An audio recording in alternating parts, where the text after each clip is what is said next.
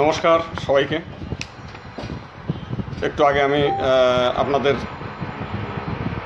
জানিয়েছিলাম যে আমি একটু পরেই আপনাদের সামনে কিছু বিষয় নিয়ে আলোচনা করব। এর মধ্যে সবচেয়ে আলোচিত যে বিষয়টা আপনাদের সামনে চলছে সেটা হলো যে রথযাত্রায় এবার মাইকের ব্যবহার নিষিদ্ধ করেছে পুলিশ। প্রতিদিন আমরা কিন্তু এই মাইকের শব্দ শুনছি, অন্য ধর্মাবলম্বীরা ব্যবহার করছে, কোনো আপত্তি নেই। দিনে 5 বারও করছে, অনেক ভারী করছে, কিন্তু কোনো সমস্যা নাই। আমরা একটা দিনে একটা অনুষ্ঠান সেটাকে আনন্দ উৎসবের মধ্য দিয়ে করবে, সেখানে সে মাইক বন্ধ করে দিয়েছে। অথচ পুলিশ আবার বলছে যে 1000 বছরের সাম্প্রদায়িক সম্প্রীতির একটি দেশ। তো 1000 বছরের সাম্প্রদায়িক সম্প্রীতি কি শুধু একজনের পক্ষে, না আরও অন্যান্যদের জন্যও থাকে? এর মধ্যে আরও কত বাণী আসতেছে যে আমরা 1000 বছর ধরে মিলিয়ে মিশে কি আনন্দ করে হিন্দু মুসলিম একসঙ্গে চলি, এই সমস্ত কথাবার্তা বলতেছে। তোরে ভাই, এতই যদি সম্প্রীতি থাকে তো 5 স্তরের নিরাপত্তা পুলিশ লাগে কেন? তার মানে বিষয়টা নিরাপত্তা তখনই আসে 5 স্তরে, যখন হচ্ছে যে সম্প্রীতি নাই, এখানে হামলা, লুটপাট, দাঙ্গা হাঙ্গামা হওয়ার সম্ভাবনা আছে। তাই আপনি কয়েকদিনের আমি ইতিহাস দেখাই। এই গত 1 সপ্তাহের মধ্যে সম্প্রীতির কথা বলি, গোবিন্দগঞ্জে এক সাঁওতাল মেয়েকে ধর্ষণ করার জন্য চেষ্টা করছে এই গত পরশুদিন। মিথ্যা মামলায় শিক্ষকের জেল হলো 18 দিন। বাগেরহাটের একটা ঘটনায় শরণখোলার। গোপালগঞ্জের একটা কালীবাড়ি ভাঙলো এই গত 1 সপ্তাহের মধ্যে। বানিয়াচংয়ের লোকনাথ মন্দির ভাঙলো। ভোলায় 100 বছরের মন্দিরের উপর দিয়ে দেখলাম একটা কালভার্ট তৈরি করছে, পত্রপত্রিকা এগুলো নিউজ আসছে। মন্দির থেকে চুরি করা টাকা আবার ভাগ বাটোয়ারা করছে দেখলাম, সেটা নিয়েও পত্রিকায় নিউজ আসছে। রংপুরে জমি দখল। সিরাজগঞ্জে একটা ছেলেকে কুপিয়ে হত্যা করছে। হবিগঞ্জের শায়েস্তাগঞ্জের সুখিয়া, যেটা আদিবাসী কন্যা, আপনারা জানেন যে তার কাকাকে হত্যা করা হয়েছে, তার বাবাকে হত্যা করা হয়েছে এবং তাকেও হত্যা করলো লাস্টে, সেটাও হলো। পাবনার সুজানগরে মন্দিরে হামলা হলো, লুটপাট হয়েছে, দাঙ্গা হাঙ্গা হয়ে গেল। বটিয়াঘাটায় কাটা তেরা দিয়ে কাটা তার দিয়ে একটা বেড়া দিয়ে দিয়েছে, সেখানে কয়েকটা পরিবার বের হতে পারছে না। গাজীপুরে মন্দির এবং শ্মশানের জমি দখল হলো। নড়াইলে আমাদের কালাধর বাবু বললেন একটু আগে যে নড়াইলে এরকম জমি জমা দখল হয়েছে। বাগেরহাটে 18টি পরিবার অবরুদ্ধ এবং তাদেরকে দেশ ছেড়ে চলে যেতে বাধ্য করার জন্য হুমকি দিয়েছে যে আপনারা দেশ থেকে চলে যান। এই মাত্র 1 সপ্তাহের মধ্যে এই ঘটনাগুলো ঘটছে। আরও শতাধিক ঘটনা পত্রপত্রিকা আছে, আপনাদের বেশ কিছু পত্রিকায় এই নিউজগুলো আসে, অনলাইন পত্রিকাগুলোতে আসে। একটা আছে বিডি নিউজ, বিডি পোস্ট, বেশ প্রচুর প্রত্যেক দিনের আপডেটগুলো দিচ্ছে, আপনারা একটু দয়া করে দেখবেন যে সেখানে। তো এখন আমাদের বক্তব্য হলো যে একটা রথযাত্রা, তাও সর্বোচ্চ হচ্ছে 2 ঘন্টার প্রোগ্রাম। এখানে আমাদের ইসকন করছে, সেটা স্বামীবাগ থেকে আরম্ভ করে ঢাকেশ্বরী মন্দির পর্যন্ত যাবে, কোথাও থামানা যাবে। তো সেইখানে মাইক থাকলে কি ক্ষতিটা হবে? অবশ্য আমি এমন মনে করি না যে মাইক থাকলেই আমাদের ধর্মীয় প্রোগ্রামগুলো সুষ্ঠু হবে, সুন্দর হবে, তা না। কিন্তু বিষয়টা হচ্ছে যে একটা উৎসব, এবং এই উৎসব আপনারা জানেন যে রথযাত্রার যে উৎসব উদ্ভব, সেটা তো আপনারা ঐতিহাসিক যে ভগবান শ্রীকৃষ্ণ একসময় মথুরায় লীলা করেছেন। সেই সময় তার সঙ্গে বহু বন্ধুবান্ধব, তাদের পরিচিত জনদের সঙ্গে একসময় অসুর বিনাশ, সন্ত্রাসী দমন, এই সমস্ত কাজ করেছেন, ধর্ম সংস্থাপনের জন্য কাজকর্ম করেছেন। কিন্তু উনি যখন দ্বারকায় গেলেন, তো তখন দেখা গেল যে এই সাধারণ মানুষ তার সঙ্গে দেখা সাক্ষাৎ করতে পারছে না। যার কারণে উনি সিদ্ধান্ত নিলেন যে অন্তত একটা দিন আমি একেবারে জনসাধারণের কাছে গিয়ে তাদের সঙ্গে দেখা সাক্ষাৎ করব, তার সঙ্গে কথাবার্তা হবে, তাদের অভাব, অভিযোগ, দুর্যোগ সমস্ত কিছু শুনবেন এবং ব্যবস্থা করবেন। এবং উনি যখন রাস্তায় নেমে এলেন, তখন জনসাধারণ এতই আনন্দিত হলেন যে বললেন যে না, এই রথের ঘোড়া থাকবে না, এই রথ আমরাই টেনে নিয়ে যাব, সে যেহেতু আসছে। তো এই দিনটাকে স্মরণ করে, এটা তো একটা রাষ্ট্রীয় ব্যাপারও। আমাদের যারা রাজক্ষমতায় থাকেন তারা তো জনগণের তো কি বলবো আর কি, সেটা আর বলার অপেক্ষা রাখে না। জনগণ যে একটা জাতি আছে সেটা তারা মনে করেন না। কিন্তু ভগবান ভক্তের মনোবাসনা পূরণের জন্যে, ভক্তের কাছ থেকে অভাব অভিযোগ শোনার জন্যে এই দিনে তিনি রাস্তায় নেমে আসেন এবং আমাদের কথাবার্তা শোনেন, আমাদের সঙ্গে চলেন, একদিন অন্তত সবার সঙ্গেই করেন। তো আমরা এই যে রথযাত্রার আজকে যে ঘটনা ঘটলো, যে মাইকটা করতে দেবে না, আবার সীমিত করতে বলেছে, আমাদের রামসীতা মন্দিরে একটা রথ হয়, তাদেরকে বলছে এই একসঙ্গেই করবেন, আলাদাভাবে করা যাবে না। তো এখন এটা কি মনে হচ্ছে এটা তো ধর্ম না, ধর্ম পালন না, এটা হলো মানে তাদের কথা মতো জাস্ট একটা যেন তেন প্রকারে একটু এখান থেকে হেঁটে ওই এই পর্যন্ত যাওয়া, কী বলে ঢাকেশ্বরী মন্দির পর্যন্ত যাওয়া, এখানে ধর্ম পালনের কিছু নাই আর কি। আরেকটা বিষয় হলো যে ঠিকই এই মানে এই যে রথযাত্রাটা, সেটা হচ্ছে যে এইখানে যে আমাদের স্বতঃস্ফূর্ত মানে অংশগ্রহণ, সেখানে প্রথমেই কিন্তু আমরা বাধাগ্রস্ত হয়েছি।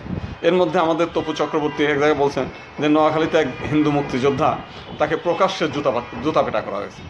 এই যে ঘটনাগুলো ঘটতেছে, তো এই যে আমাদের কলাধরবাবু অত্যন্ত মানে ভালো লেখেন, সবসময় মানে লেখালেখি করেন, তিনিও বলছেন যে আসলে মূলত হচ্ছে সরকার আইন করে মানে ধীরে ধীরে হিন্দুদের ধর্ম পালনটাকে নিষিদ্ধ করার চেষ্টা করছে। আসলে বিষয়টা কিন্তু আমার কাছেও তাই মনে হয়।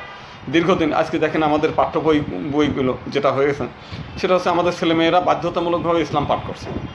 একই সঙ্গে আমার নিজের ধর্ম সম্পর্কে তারা কিন্তু অজানা থেকে যাচ্ছে। একই সঙ্গে আমার ধর্মের প্রতি যেহেতু অজানা থাকছে, সেহেতু আমার ছেলেমেয়েরা আমার ধর্মের প্রতি শ্রদ্ধাবান না। সেখানে প্রতিদিন যদি শোনে যে অমুক ধর্ম ভালো, তমুক ধর্ম ভালো, তাদের মহাপুরুষ ভালো, তাদের এই ভালো, সেখানে আমার ধর্ম সম্পর্কে একেবারেই আমরা থাকছি, অজ্ঞাত থাকছি। তো সে কারণেই আমি কলাধরবাবুর সঙ্গে একমত। তো একই সঙ্গে জিতু কর্মকারবাবু মানে মন্তব্য করছেন, আমরা দেখছি। তো বিষয়টা হলো যে বাস্তব প্রেক্ষাপট কিন্তু তাই।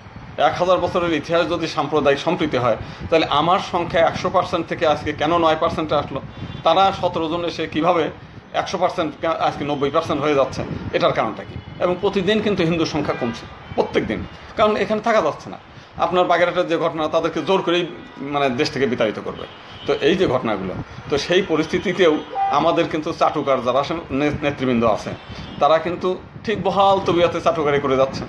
আজকেও দেখলাম আমাদের সেই ঢাকা উত্তরের একটা নেতা আর কি একটা ঘটনা নিয়ে লিখছে। তার এক নেতা তারে বলছে যে সে নাপিত, মানে চুল দাড়ি সবই মানে কেটে দেবে, এইরকম একটা ঘটনা আমরা দেখলাম এদবর বাবুর একটা কমেন্টে আর কি। তো সেই কারণেই যে আমাদের নেতৃবৃন্দ যদি এই টাইপের হয়, তারা সামান্য হয়তো একজন পিপি হওয়ার জন্যে, এপিপি হওয়ার জন্যে, কেউ একটু আগে একজন রাষ্ট্রদূত হয়েছিল এরকম হওয়ার জন্যে, মানে সুবিধা পাওয়ার জন্য একটা জাতি যেখানে ধ্বংস হয়ে যাচ্ছে, তারা কিন্তু হচ্ছে না। অন্য কোনো জাতি হলে এই সমস্ত ঘটনা যখন বই পুস্তক এইরকম ইসলামীকরণ করলো, যখন প্রত্যেক দিন আমি বললাম যে এই সপ্তাহের মধ্যে প্রায় 20-25টা ঘটনা ঘটছে যেখানে হিন্দুদের বাড়িঘর লুটপাট হচ্ছে, মন্দির লুটপাট হচ্ছে, খুন হলো 2-3 জন 4 জন খুন হয়ে গেল। এরা কিন্তু দলে দলে এই সমস্ত রাজনৈতিক দল থেকে পদত্যাগ করে নিজেদের বলতো যে আমাদের রক্ষা আমরাই করবো। অন্তত রথযাত্রায় মানে ঘোষণা দিত যে না, আমার রথযাত্রায় আপনার 5 স্তরের পুলিশ বাহিনী লাগবে না, আমার কৃষ্ণর ভক্ত যারা আছে এরা হাতে একটা করে ত্রিশূল নিয়ে রাস্তা দিয়ে পাহারা দিয়ে রথটা নিয়ে চলে যাবে ওইখানে, এর জন্য পুলিশ লাগবে না। তো এই যে বিষয়গুলো, সেই কথাগুলো কিন্তু হচ্ছে না। তখন আমাদের যারা নেতারা, তারা কিন্তু প্রতিদিন মানে কেমনে দুটো সুযোগ সুবিধা পাওয়া যাবে, কেমনে করা যাবে, সেই জিনিসগুলো আমাদের জুয়েল বলছে যে সেখানে বাদ্যযন্ত্রও নিষিদ্ধ করছে। তো এই যে জিনিসগুলো, বাদ্যযন্ত্র নিষিদ্ধ, তারপর মাইক নিষিদ্ধ, তারপর রথের মানে একদিকে দড়ি টানি নিয়ে যাবেন আর মানে পথ পাবেন না, এই সমস্ত বিষয়গুলো প্রতিদিন চলছে। তার মানে বিষয়টা হলো যে আমাদের এই দেশ থেকে হিন্দুগুলোকে একেবারে সরকারিভাবেই বিতাড়িত করার চেষ্টা করছে। একদিকে ওলামা লীগ, একদিকে হেফাজতে ইসলাম, খামাখাই আমরা জামাতে ইসলামের সকাল বিকাল গালি দিই। বাস্তবতা হচ্ছে এই সরকার যা করলো, গত বিএনপি জামাত সরকারের মানে এর একাংশ এই ঘটনাগুলো ঘটে নাই। তো সেই কারণেই তো এই যে কৌশলগুলো, সেই কৌশলগুলো চালিয়ে যাচ্ছে। এখন থেকে হিন্দুদের পরিত্রাণের উপায় আমরা যেটা বলছিলাম যে আমাদেরই রুখে দাঁড়াতে হবে। আজকে ভাই আমরা যে রথযাত্রা চালু করব, কেন ভাই আমরা খালি হাতে যাব কেন? আমাদের ভগবান শ্রীকৃষ্ণ নিজে যখন দুর্যোধনের সঙ্গে দেখা করতে গেছে, তখন দারুককে বলছে যে ভালো কিছু অস্ত্র শস্ত্র ওই রথের পিছনে রেখে নিয়ে যান। ভগবান যখন বলছে যে তারা করার জন্য কি বলে নিজেদের নিরাপত্তার ব্যবস্থা করার জন্য, ভগবান শ্রীকৃষ্ণ করেছেন, রামচন্দ্র করেছেন তীর ধনুক নিয়ে, আমাদের শিব নিজের হাতে ত্রিশূল রেখেছেন, আমাদের কালী খড়গ হাতে রেখেছেন, আমাদের দুর্গার হাতে ত্রিশূল আছে, তরবারি আছে, এই যে জিনিসগুলো রেখেছেন। তো কেন আমাদের রথযাত্রাটা এতই যখন সরকার আমাদের করতেই দিতে চায় না, তো খামাখা 5 স্তরের নিরাপত্তার আমার দরকার কি? আপনারা আজকে ইসকন সহ অন্যান্য কৃষ্ণ ভক্তরা বলুক যে প্রত্যেক যারা সদস্য তারা অন্তত একটা হাতে করে লাঠি নিয়ে যেন এই রথযাত্রায় অংশগ্রহণ করে, তারা নিয়মিত লাইন দিয়ে যাবে এবং ওই রথযাত্রার মহিলাদেরকে পাহারা দেওয়ার জন্য 2 পায়ে দিয়ে স্বেচ্ছাসেবকরা লাঠি হাতে করে পাহারা দিতে নিয়ে যাবে, দরকার নেই পুলিশ। এই বিষয়গুলো আর কি। তো একই সঙ্গে আমরা যে জিনিসটা বলছিলাম যে আজকে রথযাত্রা, এত বড় একটি রথযাত্রা, সেই রথযাত্রার কিন্তু কোনো সরকারি ছুটি নেই। আজকে যেখানে ঈদের নামাজের জন্যে দুইটা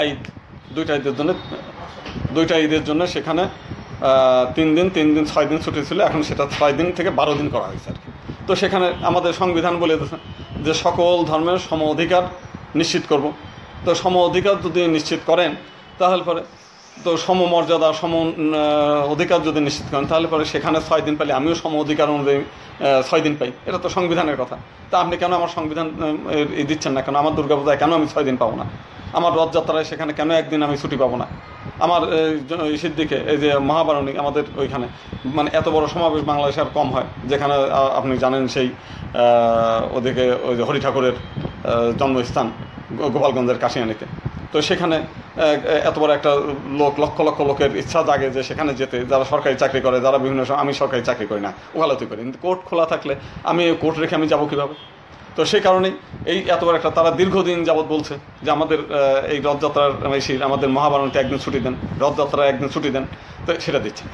অথচ সংবিধানের ভিতরে লেখা আছে সমমর্যাদা সম অধিকার নিশ্চিত করতে হবে।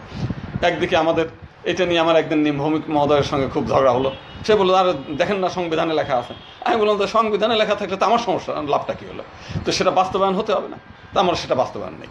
তা প্রতিদিন এই যে আমাদের কিছু লোক যে চাটুকারিতা করে, এই চাটুকারিতাটা যদি না করতো তাহলে তো অন্তত আমাদের এই সাধারণ হিন্দু সমাজ যদি রুখে দাঁড়ায়, তাদেরকে যদি উপদেশ দিতাম, তাদেরকে নেতৃত্ব দিয়ে আমরা বলতাম যে আমরা রুখে দাঁড়াই, তাহলে কিন্তু আজকে এই জিনিসগুলো হতো না। আজকে তারা জানে, যারা সরকারে থাকে তারা মনে করছে আমার তো চাটুকার একটা গ্রুপ আছেই, এরা মানে ছুটি দিলেই কি না দিলেই কি, মাইক বন্ধ করলেই কি না দিলেই কি। এইবার মাইক বন্ধ করবো, আগামী বছর হচ্ছে ঢাক ঢোল বন্ধ করবো, পরের বছর বলবো যে না ঘরে বসে আপনারা নাম কীর্তন গান, এই রাস্তায় অযথা মিছিল মিটিং করে জনগণের দুর্ভোগ করা যাবে না। তো আইন আছেই, সে আইন বলে আটকায় দেবে। তো এর মধ্যে তারপরে যখন ইসের মধ্যে হবে তখন বলবে না উচ্চ স্বরে মন্দিরের মধ্যেও মাইক ব্যবহার করতে পারবে না, পাশের লোকের সমস্যা হয়। এইগুলো এক সময় বলবে যে না এটা রাষ্ট্রধর্ম ইসলাম, এই দেশে এই রাষ্ট্রের মধ্যে এগুলো করা যাবে না, হিন্দু নামটাম ব্যবহার করা যাবে না, সবাইকে ইসলামী নাম গ্রহণ করতে হবে। এই এই এক এক এক এক করে সেই দিকেই ধাবিত হচ্ছে। হয় ইসলাম গ্রহণ করে থাকতে হবে, না হলে পরে এই দেশ থেকে যারা পালায় চলে যাবে। মানে দেশ কিন্তু মূলত সেই দিকেই ধাবিত হচ্ছে। একসময় পাকিস্তানও হিন্দু রাষ্ট্র ছিল, সেই অবস্থা হয়েছে। আফগানিস্তানও হিন্দু রাষ্ট্র ছিল, সেই অবস্থা হয়ে গেছে। আরবও তো একসময় হিন্দু ছিল, সেই অবস্থা হয়েছে। জেরুজালেম একই অবস্থা। তো সারা পৃথিবীর থেকেই আমাদের সেই একই অবস্থার দিকে ধাবিত হচ্ছে। তো এই অবস্থা থেকে আমাদের উত্তরণের পথ কি, করণীয়টা কি, সেই করণীয়টা সম্পর্কে আমরা বলছিলাম যে এখনই থেকেই কারো উপর ভরসা না করে আমাদের যে জিনিসটা করা দরকার, সে আমাদের নিজেদের আত্মরক্ষা, নিজেদের ধর্মচর্চার জন্য অন্যের উপর ভরসা না, নিজের উপর নির্ভর করতে হবে। আজকে রথযাত্রার দিনে অন্তত লক্ষ লোকের সমাবেশ ঘটে, সেখান থেকে 1000 ইয়াং ছেলে পাবো না আমরা, যারা এই মিছিলটাকে নিরাপত্তা দিয়ে নিয়ে যেতে পারে, নিরাপত্তা দিয়ে নিয়ে আসতে পারে। এই ছেলেরা রাস্তায় দাঁড়াতে পারে না, শুধু গেঞ্জি গায়ে দিয়ে, শুধু রং ঢং করে মানে মিছিল করে নাচিয়ে গায়ে গেলেই তো হবে না। ভগবান শ্রীকৃষ্ণ তো আমাদের সেইভাবে উপদেশ দেয়নি। অর্জুনকে যুদ্ধ করার জন্যই তো বলছে, ধর্ম রক্ষার জন্যই যুদ্ধ করার কথা বলেছে। তা আমরা সেই কাজটুকুর জন্য করতে চাই। তো সেই কারণে আজকে এতে যারা সরকার যে কাজটা করছে, এতে আমি মনে করি জনগণের দুঃখিত হওয়ার কারণ নেই। তারা তাদের স্বভাবের বহিঃপ্রকাশ ঘটেছে। তারা যে কাজটা করছে এটা সরকারের মনের কথা, এরা হৃদয়ের কথা। এটা আজকে না, 1000 বছর ধরে আগে থেকেই কিন্তু তারা এই কাজটাই করে আসছে, এবং এইভাবেই কিন্তু আমাদের ধর্ম বিলুপ্ত হয়ে গেছে। সেই বিলুপ্তের জন্য আজকে কিছু কিছু লোক না জেনেই খালি শুধুমাত্র নিজেদের দোষারোপ করে। এই নেতা অমক করলো না, অমুক নেতা অমক করলো না, তমক নেতা এ করলো না। এরা নিজেরা খালি দোষারোপ না করে আমি যেটা বলি সেটা হচ্ছে যে কিছু নেতা আছে যাদের কাজই হচ্ছে হলো যে তারা যে সরকার আছে সেই সরকারের থেকে সুযোগ সুবিধা লাভ করা।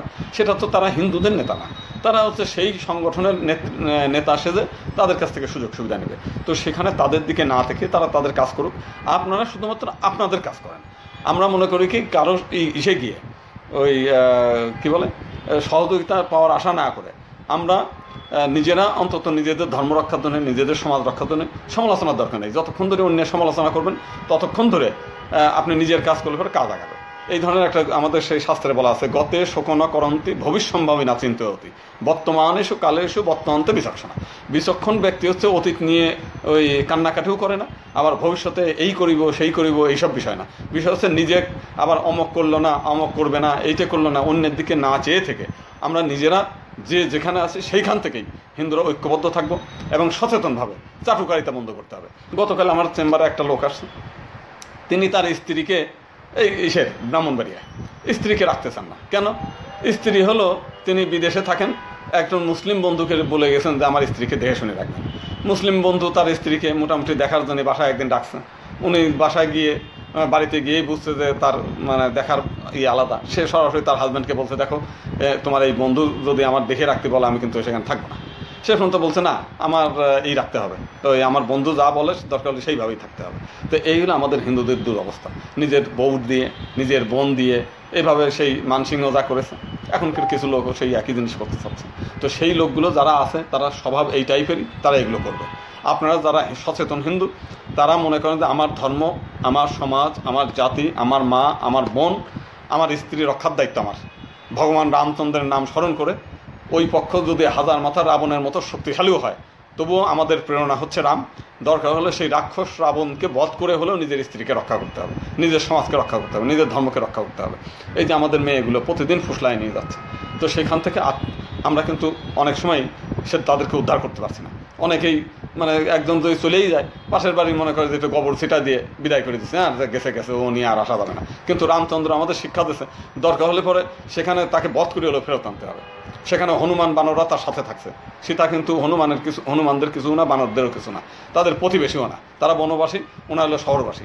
এরপরেও সেখান থেকে আমাদের যে রামায়ণের শিক্ষা, যে সে আমার সেই বোনটা আমার আত্মীয় হোক না হোক, আমার স্বজাতি হোক বা না হোক, আমার সমাজের মেয়ে, সে ফুসলায় নিয়ে যাক আর এমনি চলে যাক।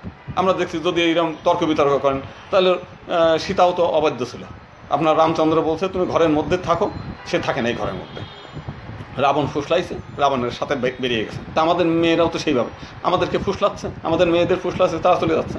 তো সেই কারণে সে ফুসলায় নিয়ে যাক, এমনি যাক, জেসে যাক, তাদেরকে ফেরত আনার দায়িত্ব যুবকদের। এই দায়িত্ব নিয়ে আমাদের মাঠে নামে কাজ করতে হবে। মানে প্রাপ্য আশা কি পেলাম না, এইটি বিষয় না। তো সেই বিষয়গুলো নিয়ে আমি আজকে সংক্ষিপ্ত এটা আমরা সামনে একটা করছি। আগামী পরশুদিন আমরা সংবাদ সম্মেলন করব। সেই সংবাদ সম্মেলনে আমরা দুর্গাপূজায় অবশ্যই 6 দিনের ছুটি আমাদের দিতে হবে। কারণ সংবিধানে থাকলে তুমি সংবিধানের মধ্যে লিখে দেবে আর আমরা পেয়ে গেলাম, সেইটা না, বাস্তবে দেখাইতে হবে। আর না হলে পরে এই সংবিধানতে এইরকম দরকার নেই। বলবেন যে সকল সম্প্রদায় সম অধিকার, এটা নিয়ে অনেকেই ছাগলের 3 নম্বর বাচ্চার মতো অনেকেই লাফালাফি করে, সংবিধানে লিখে দিয়েছে। তো সংবিধানে লিখে দিলে এটা বাস্তবতা হতে হবে। আর দুর্গাপূজায় ছুটি দিতে হবে, রথযাত্রায় ছুটি দিতে হবে, মহাবারণীতে ছুটি দিতে হবে। সম অধিকার নিশ্চিত করতে গেলে বাস্তবে দেখাইতে হবে এবং ওই সংবিধানে থাকতে হবে। এই জিনিসগুলো আমরা দেখতে চাই।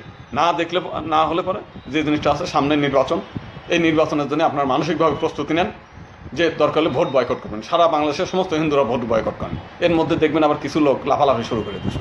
সে নির্বাচনকালীন আমার নেতা আর কি, এই নির্বাচন করবো, এই রাজনৈতিক দল খুলবো, মানে এটা খেয়াল নাই যে নির্বাচন করবেন, আপনার ভোট দেবে এটাকে। আপনার বিপক্ষে যে লোক নির্বাচনে দাঁড়াবে সে হলে 100 কোটি টাকা নিয়ে রাস্তায় নামবে। মস্তান, চাঁদাবাদী, সন্ত্রাসী, পুলিশ বাহিনী, সমস্ত বাহিনী তার পক্ষে থাকবে। আপনার ভোট নিতে দেবে নাকি? যদি বোঝে যে আপনি 5000 ভোট পাওয়ার সমকক্ষ, আপনারা ধরে নিয়ে বুড়িগঙ্গার ভিতরে ফেলে দেবে কিংবা পাশের নদীতে ফেলে দেবে, সেই জিনিসটা বোঝে না। তো সেই কারণেই মানে নির্বাচন করলে পরে নির্বাচিত হওয়ার মানসিকতা থাকতে হবে, নির্বাচিত হতে হবে। আবার যদি মনে করেন অন্য দলের চাটুকারিতাকে এমপি হবেন, সেরকম এমপি আমার বাংলাদেশে এখনও আছে, 12-13 জন আছে। এদের দিয়ে আজকে ব্রিটিশ পার্লামেন্টে আমাদের নিয়ে কথা হচ্ছে, আমেরিকার কংগ্রেসে এটা নিয়ে কথা হয়। কিন্তু আমার যে পার্লামেন্টে যে কয়েকটা হিন্দু আছে যাদের জন্য আমরা মানে মুখ ফুটে ভালো মতো কথাও বলতে পারি না, সেই লোকগুলো আজ পর্যন্ত পার্লামেন্টে কোনোদিন হিন্দুদের নিয়ে কোনো কথা বলেনি। তো এই মানে গৃহপালিত এমপি আমাদের দরকার নেই।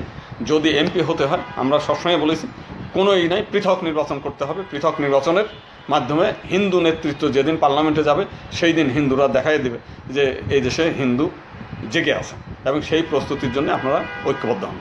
পৃথক নির্বাচন চান আর সম অধিকার নিশ্চিত যেহেতু বলা আছে সংবিধানের দাবিটা সমুচ্চরে তুলে ধরেন। আর যে সমস্ত নেতৃবৃন্দ দালালি করে, চাটুকারিতা করে, এদেরকে নেতা হিসেবে মানারও দরকার নেই, এদেরকে গালিও দেওয়ার দরকার নেই। এরা চাটুকারিতা করে খাক। জয় শ্রীরাম, সবাইকে নমস্কার।